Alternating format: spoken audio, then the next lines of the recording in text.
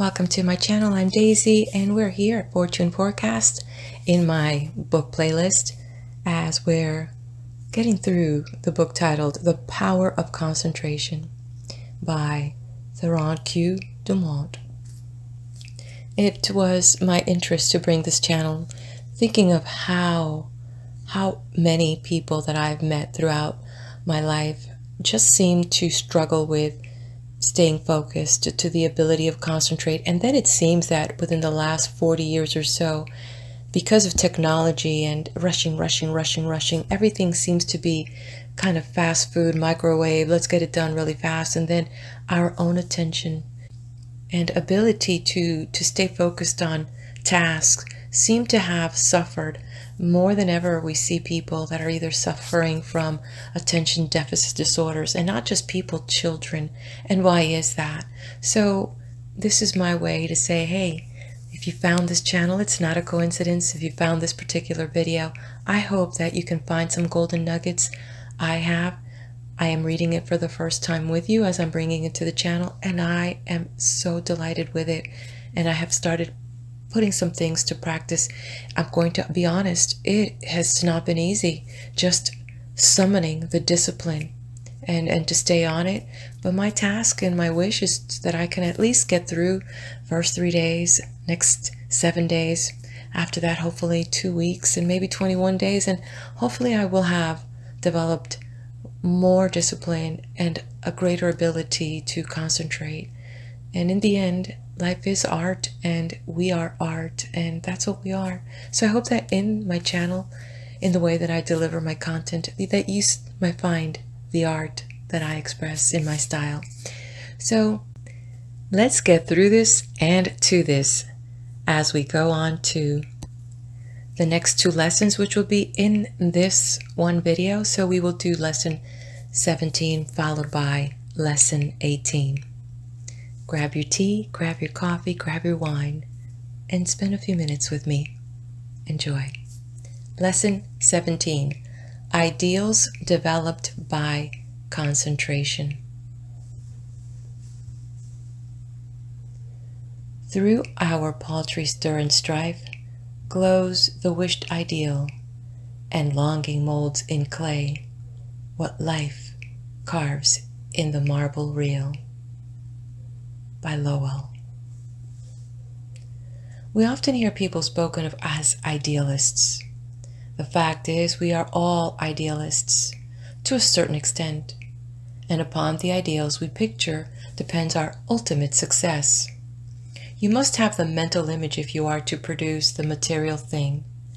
Everything is first created in the mind. When you control your thoughts, you become a creator. You receive divine ideas and shape them to your individual needs. All things of this world are to you just what you think they are. Your happiness and success depend upon your ideals. You are responsible for every condition you go through, either consciously or unconsciously. The next step you take determines the succeeding step. Remember this. It is a valuable lesson. By concentrating on each step as you go along, you can save a lot of waste steps and will be able to choose a straight path instead of a roundabout road. Concentrate upon your ideals, and they will become material actualities. Through concentration, we work out our ideals in physical life. Your future depends upon the ideals you are forming now. Your past ideals are determining your present. Therefore, if you want a bright future, you must begin to prepare for it today.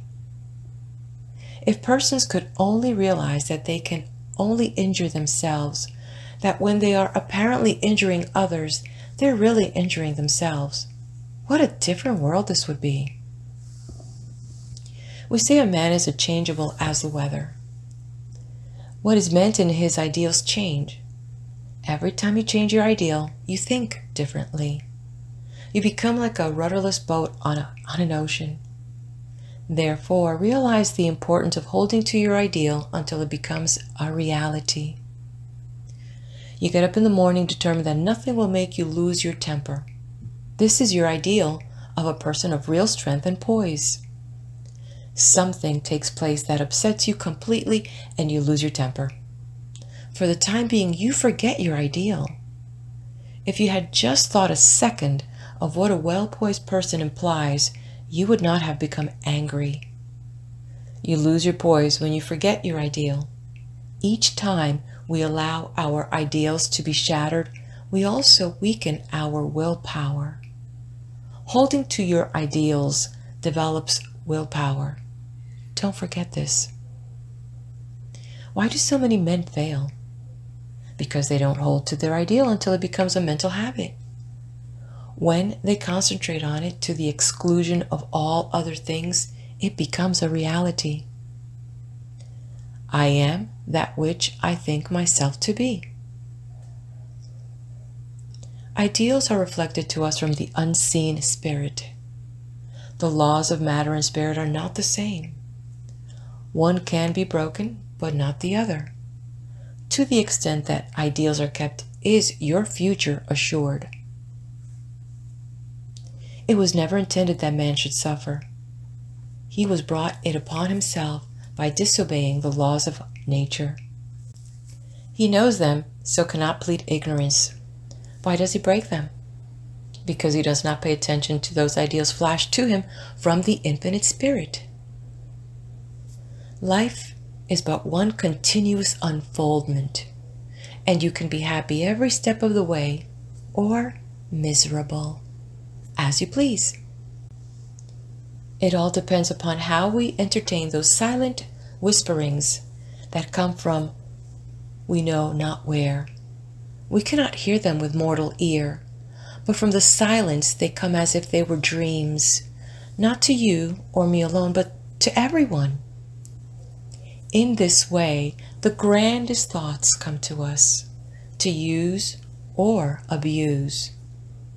So search not in treasured volumes for noble thoughts, but within, and bright and glowing vision will come to be realized now and hereafter.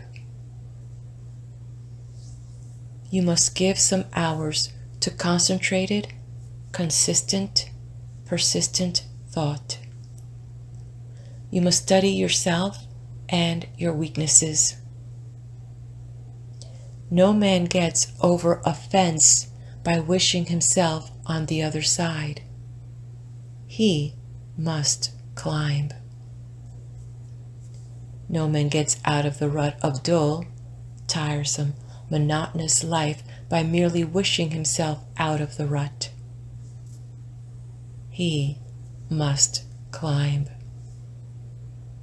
If you are standing still or going backward, there is something wrong. You are the man to find out what is wrong. Don't think that you are neglected or not understood or not appreciated. Such thoughts are the thoughts of failure. Think hard about the fact that men who have got what you envy got it by working for it. Don't pity yourself. Criticize yourself. You know that the only thing in the world that you have got to count upon is yourself.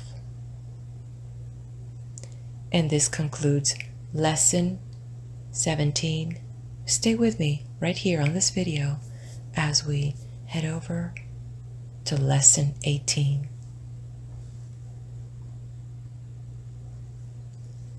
Lesson 18. Mental Control Through Creation. I attended a banquet of inventors recently. Each inventor gave a short talk on something he thought would be accomplished in the future. Many very much needed things were spoken of. One inventor spoke of the possibilities of wireless telephone. Distance, he said, would shortly be annihilated. He thought we would soon be able to talk to the man in the submarine 40 fathoms below the surface and 1,000 miles away. When he got through, he asked if there were any that doubted what he said. No one spoke up. This was not a case of tactful politeness, as inventors like to argue, but a cause where no one present really doubted that the inventor's vision would, in the future, materialize. These shrewd men, some real geniuses, all thought we would, in time, be able to talk to those 1,000 miles away without media. Now, if we can make an instrument so wonderful that we can send wireless messages 1,000 miles, is there any reason why we should not, through mental control, transmit messages from one person to another? The wireless message should not be as easy to send as the projected thought. The day will come when all business will employ highly developed persons to send out influences. These influences will be so dominating that employees will be partly controlled by them, and so you will profit more and more by your mental powers and depend on them to draw to you all forces of a helpful nature. You will be constantly sending out suggestions to your employees and friends. They will receive these unconsciously, but in case yours is the stronger personality, they will carry them out the same as if you had spoken them. This is being done even today. A finely organized company secures the combined effort of all its men. They may be each doing a different kind of work, but all work to bring about the very best results. The whole atmosphere is impregnated with a high standard of workmanship. Everyone feels he must do his best. He could not be in such surrounding and be satisfied to do anything but his best work.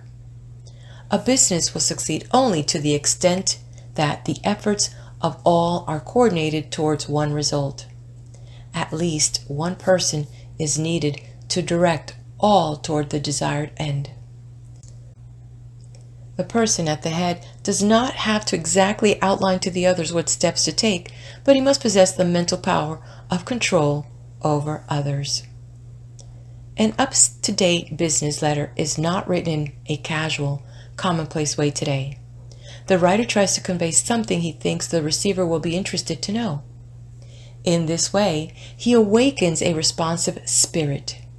Sometimes just the addition of a word or two will change a letter of the matter-of-fact style to one that compels a response.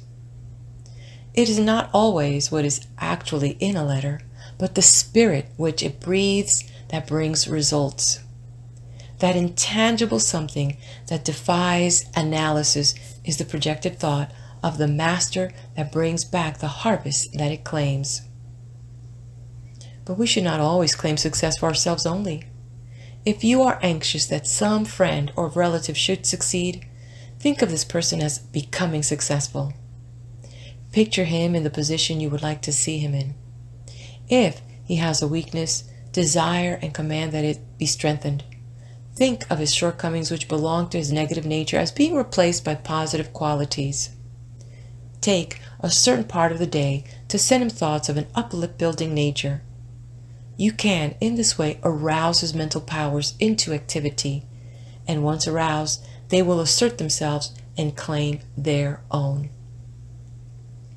We can accomplish a great deal more than many of us are ready to believe by sending to another our direct, positive, and controlling suggestions of leadership, but whether a man is a success or not is greatly determined by the way he acts on the suggestions he receives.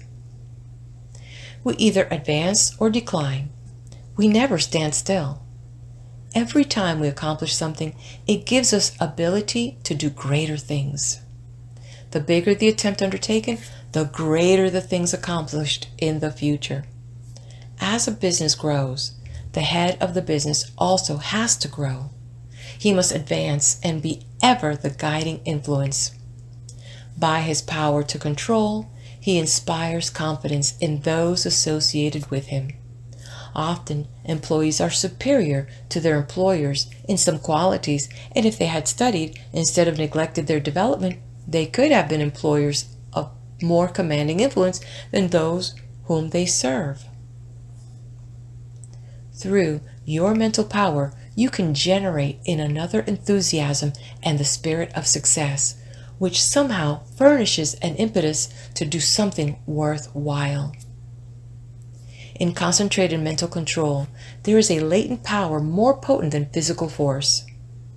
The person becomes aware that the attitude of the mind has a power of controlling, directing, and governing other forces. He has been placed in an attitude capable of acquiring that which he desires. All of us, no matter how strong we are affected by the mental forces of our environment. There is no one that can remain neutral to influences. The mind cannot be freed from the forces of a place. If the environment of your place of business is not helpful, it will be harmful. This is why a change of position will often do a person a great deal of good. No person was ever intended to live alone. If you are shut up with only your own thoughts, you suffer from mental starvation. The mind becomes narrow. The mental powers weaken. Living alone often causes some of the milder forms of insanity. If children do not play with those their own age, but associate with only older people, they will take on the actions of the older people. The same is true for older persons if they associate with people younger than they are. They take on the spirit of youth. If you wish to retain your youth, you need the influences of youth. Like attracts like all over the world. The thought element plays a great part in our lives. Every business must not only command physical effort, but it must also command thought effort. There must be coordination of thought. All employers should aim to secure employees that think along similar lines. They will work in fuller sympathy with each other. They will better understand each other. This enables them to help each other, which would be utterly impossible if they were not in sympathy with each other. It is this that goes to make up a perfect organization, which directs and influences them toward the one end. Instead of each person being a separate unit, each one is like a spoke in a big wheel. Each member carries his own load, and he would not think of shirking. Anyone working in such an atmosphere could not help turning out his best work. All great leaders must be able to inspire this cooperative spirit. They first secure assistants through their mental control. They then make their assistants realize the value of mental control. Soon there's a close bond between them. They're working toward a single purpose. They profit by their combined effort. The result is that they accomplish much. If your business is conducted in the right spirit, you can instill your thoughts and your ideas into your employees. Your methods and ideas become theirs. They don't know it, but your mental forces are shaping their work. They are just as certain to produce results as any physical force in nature. The up-to-date businessman of the future is going to take pains to get his employees to think and reason better. He will not want them to become depressed or discouraged. There is time that, instead of being wasted, he will endeavor to have them use in concentrated effort that will be profitable to both employer and employed. There must be more of the spirit of justice enter into the business of the future. There's a firm I know that will not hire an employee until he has filled out an application blank. No doubt those that fill it out think it is foolishness, but it is not. A capable manager can look over this application blank and pretty nearly tell if this person will fit into his management. The main thing he wants to know is the applicant's capacity for efficient cooperative effort. He wants persons that have faith in themselves. He wants them to realize that when they talk of misfortunes and become blue, they're likely to communicate the same depressing influence to others. The up-to-date manager wants to guard against hiring employees who will obstruct his success.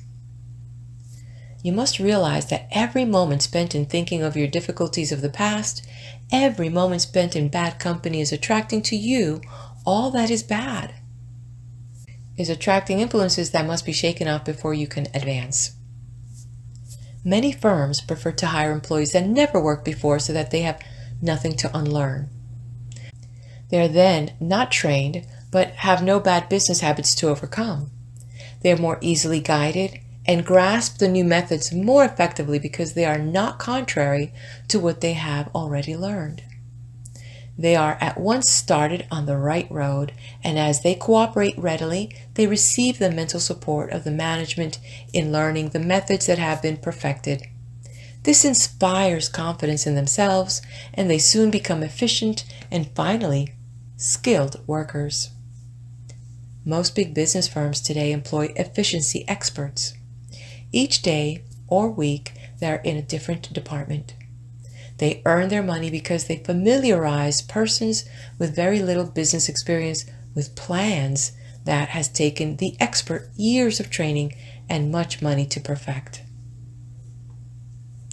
The attitude we take has a great deal more to do with our success than most of us realize. We must be able to generate those forces that are helpful. There is a wonderful power in the thought rightly controlled and projected, and we must, through concentration, develop this power to the fullest possible extent. We are surrounded by many forces of which we know but little at present. Our knowledge of these is to be wonderfully increased. Each year we learn more about these psychic forces, which are full of possibilities of which we are not even dimly conscious. We must believe in mental control, learn more about it, and use it if we want to command these higher powers and forces which will unquestionably direct the lives of countless future generations. And this concludes Lesson 18. Follow me to the next video. I'll be there with Lesson 19.